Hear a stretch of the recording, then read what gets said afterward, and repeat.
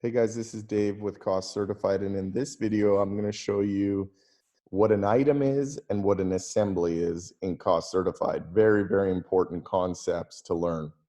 It's just going to be a quick video. We're not going to spend much more time going over, dimensions. That'll be in a different video, but I just want you to understand what an item is, how to add an item to your estimate, and how to add an assembly to your estimate.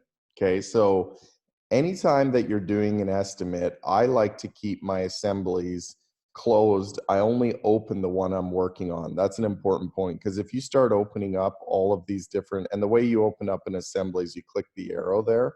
So if I open up this and I go in, I'm working on this one, but then if I scroll down and I try to open up the web bar, you're having too many of these assemblies open. So if I go to work on the web bar, I like to close just to keep it clean. That's just a little tip. But the idea of an assembly is that you can group items together or other assemblies. So in this case, this is the kitchen. It's a master assembly that I've created. And within the kitchen, it has its own dimensions, which we'll go over in another video of how that works, but it has its own dimensions.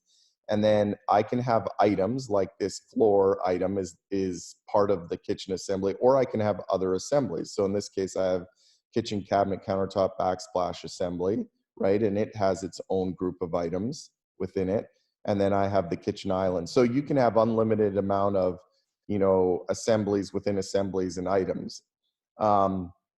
So to add so if I'm working in the kitchen assembly and I want to add something to it, another item as part of this overall kitchen assembly, I simply click the plus button down here and I go over here. I can either search for an item in my database, which is right here, and I can search for something.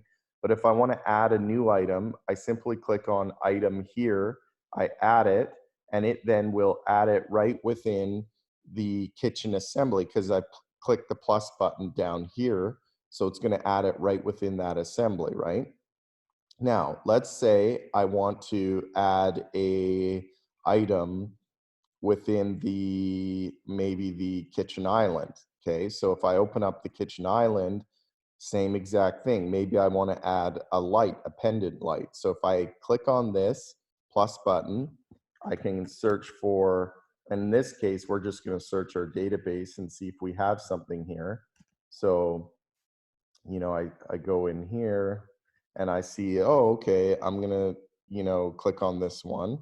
So I have an item that I've added to the kitchen island assembly. So that's how you add either a new item or you search for an item. Really, really easy to do. Now, if I want to add an entirely new item to the whole quote outside of the kitchen assembly, outside of the web bar, I simply click on add down here and I can add a new item. Now, let's say in this particular case, instead of adding an item, we're going to add an assembly. What's the difference? An item is like a line item. It's like it has your cost associated with that item, whether that's a dimensional cost like square foot, linear feet, or each.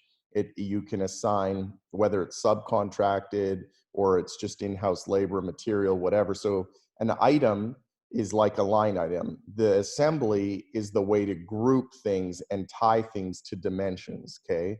So you'll learn more about that in different videos. But if I want to add an assembly, because maybe, I'm building an assembly around, and I've used this example before, but remove, load bearing wall. Maybe that's my assembly. And I know that there's multiple things that need to be done in order to do this. So I'm going to start creating all these items and with associated costs within here. So I can click on here and then I can add an item now, a new item right here. And now I can start building all the items related to remove a load bearing wall. And in another video, we'll take a look at how we save all this. But that is the difference between an item and how to add a new item and how to add an assembly. So hopefully you enjoyed watching this video and you found it helpful. Thank you.